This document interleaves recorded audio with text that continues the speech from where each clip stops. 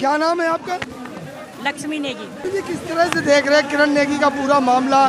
किरण नेगी हो या अंकिता भंडारी हो, न्याय क्यों नहीं मिल पा रहा? देरी कहाँ है, किसकी ठीक है? जो किरण नेगी का केस है, इसको हम लोग 11 साल से इस मुहिम में हम लोग जुड़े हैं और लगातार 11 साल से हम लोग धरना प्रदर्शन कर रहे थे। तो लोअर कोर्ट और हाई कोर्ट से इनको फांसी मिली थी और फिर सुप्रीम कोर्ट ने इन लोगों को छोड़ दिया। जिस दिन से सुप्रीम कोर्ट का फैसला आया उस दिन से हम सर्व समाज, सारा देश किरण नेगी के लिए न्याय की अपील कर रहा है और लगातार धरना प्रदर्शन कर रहा है। यदि सरकारें अपना काम सही से करती तो आज हमें धरना प्रदर्शन नहीं करना पड़ता। अंकिता भंडारी के केस में भी वही हुआ कि यदि सरकार उनको कड़ी से कड़ी सज़ा सुनाती और फांसी की सज़ा सुनाती तो लोगों को इस तरह कैंडल मार्च, धरना प्रदर्शन, अपना समय निकाल कर जंतर मंतर धरना प्रदर्शन नहीं करना पड़ता। यहाँ बिल्कुल हमारी कानून व्यवस्था ठीक नहीं है और सारी गलतियाँ सरकार की हैं। नारा तो बड़ी बड़ी देती हैं सरकार, बेटी पढ़ाओ बेटी बचाओ। बेटियाँ तो माँ बाप पढ़ा रही हैं पर सरकारें क्या कर रही हैं उनका? सरकार तो नारी सम्मान की बात कर तो रही है। अब आपको लग तो रहा है कि नारी सम्मान किस तरह हो रहा है। आपने देखा होगा दिल्ली में अंजलि का केस हुआ था, 12 किलोमीटर तक उसको घसीटते रहे। यही नारी सम्मान है यहाँ? आप बताएं ना, सरकारों से पूछे, यही नारी सम्मान है? एक बात बताइए आप, जिस तरह से सुप्रीम कोर्ट ने कहा कि किरण नेगी के दोषियों को रिहा कर दे, ये दोषी नहीं है तो आखिर दोषी कौन? यदि दोषी नहीं है, किसने उनको मारा, किसने उसके साथ बलात्कार किया, किसने इतना जघन्य अपराध किया उसके साथ, किसने करा? फिर दो कोर्टों का फैसला क्या गलत है? जो 2 जज बैठे हैं नीचे सुप्रीम कोर्ट और हाई कोर्ट के, क्या उन्होंने गलत फैसला दिया है? अब आप लोगों को क्या उम्मीद? हमारी तो एक ही मांग है कि किरण नेगी और अंकिता भंडारी और देश की जितनी बेटियों के साथ इस तरह की जघन्य अपराध हुए इनको सख्त, इनके कातिलों को सख्त से सख्त सजा दी जाए। हमारी सिर्फ सरकार से एक मांग है।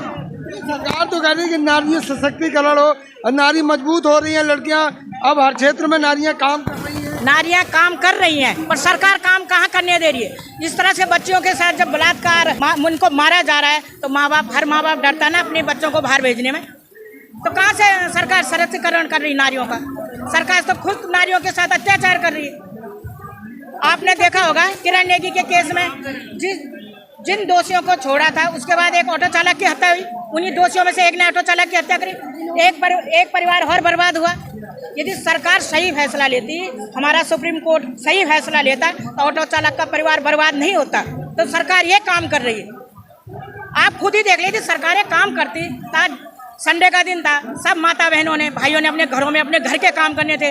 वो तो सरकार ने काम करना था, वो पब्लिक काम कर रही, जनता काम कर रही। यहाँ तो सरकार की कमी है। मीना चौहान फाउंडेशन इंडिया का बहुत बहुत धन्यवाद करना चाहती हूँ। उन्होंने गरीब परिवार की मदद करी है और हम चाहते हैं सरकार से कि इनको सरकारी नौकरी दी जाए। इनके परिवार में उनके बेटे या बेटी को एक सरकारी नौकरी दी जाए। ये बहुत गरीब है और इनकी हेल्प करनी चाहिए। किसको जिम्मेदार मानती हूँ इस तरह की घटनाओं? सरकार जिम्मेवार है। सरकार इनको दोषियों को छोड़ देती है। इनको क्राइम बढ़ रहा है, हिंदुस्तान में क्राइम दिन पर दिन बढ़ रहा है। तो सरकार इनको छोड़ती नहीं तो आज ये क्राइम ज़्यादा नहीं होता। लोग सोचते हैं कि भाई कुछ नहीं, मर्डर करो, कुछ भी करो, फांसी तो होनी नहीं है। बेल पे छूट जाते हैं, बाहर आ जाते हैं, बाहर आके फिर दोबारा मर्डर करते हैं। फिर सरकार, इसमें सरकार की भी गलती है कि दोषियों को छोड़ना नहीं चाहिए। कम से कम उनको अंदर रखे। मर्डर, उनको फांसी नहीं देती है तो कम से कम उनको उम्र कैद की सज़ा होनी चाहिए। बाहर नहीं निकलना चाहिए। बाहर आके लगता है कि भाई आज मैंने मर्डर करा, कल मैं बाहर छूट जाता हूँ, वो फिर दोबारा वही करते हैं। इसलिए क्राइम बढ़ता जा रहा है। हिंदुस्तान में क्राइम बढ़ ही रहा है, दिन पर दिन क्राइम बढ़ रहा है। तो हमारी सरकार को सोचना चाहिए कि क्राइम कम करने के लिए उनको मतलब कड़ी से कड़ी सजा देनी चाहिए। या तो फांसी दो या तो उनको उम्र कैद की सजा दो। इसीलिए क्राइम मतलब कम हो सकता है हिंदुस्तान में। तो क्राइम कभी कम नहीं हो सकता हिंदुस्तान। निर्भया के केस में देखा गया था कि बहुत फैसला ठीक लिया गया बता रहे, लेकिन इसमें क्यों नहीं लिया गया? अब ये सरकार की गलती है कि 2 कोर्टों से फांसी हुई थी तो तीसरे कोर्ट से उनको फांसी क्यों नहीं हुई? ये सरकार बताएगी हमको कि फांसी क्यों नहीं हुई उनको तीसरे कोर्ट से। फाइनल वहाँ से फांसी होनी चाहिए। जब 2 कोर्टों से फांसी हो गई तो सरकार, इसका जवाब सरकार हमें देगी कि मतलब ऐसा क्या हो गया कि फाइनल में इनको फांसी नहीं हुई। कोर्ट ने कहा वो सर्टिफाई नहीं है। ये तो वो सच कह रहे हैं, झूठ कह रहे हैं, तो बाद में उनके सबूत देखे जाएंगे, वही बताएंगे। ये तो हमें, अब हम अंदर तो गए नहीं, हमें भी नहीं पता। ये सुप्रीम कोर्ट बताएगा, सरकार बताएगी इतना गलत फैसला क्यों लिया उन्होंने लास्ट में, ये वही बता सकते हैं। क्या कहोगे बेटियों के साथ इस तरह से कब तक चलता रहेगा? हम चाहते हैं बेटियों के साथ ऐसा ना हो। लोग अपनी बेटियों को घर से बाहर भेजें। जब जैसे लड़के घूमते वैसे हमारी बेटियां भी घर से बाहर जाएं बिना डर के। सरकार को कहीं ऐसा वो बनाना चाहिए कानून की बेटियां भी घर से बाहर निकल सके, कि डर ना हो कि कोई भाई 6 बजे के बाद हम बेटियों को घर से बाहर नहीं भेज पाते हैं। बात तो नारी सशक्तिकरण की हो रही। कोई ना वो बेटी बचाओ बेटी पढ़ाओ, लेकिन उस पर कोई अमल नहीं हो रहा है। हम चाहते हैं कि सरकार इस पर अमल करे। बस नारी सम्मान कहीं दिख रहा है?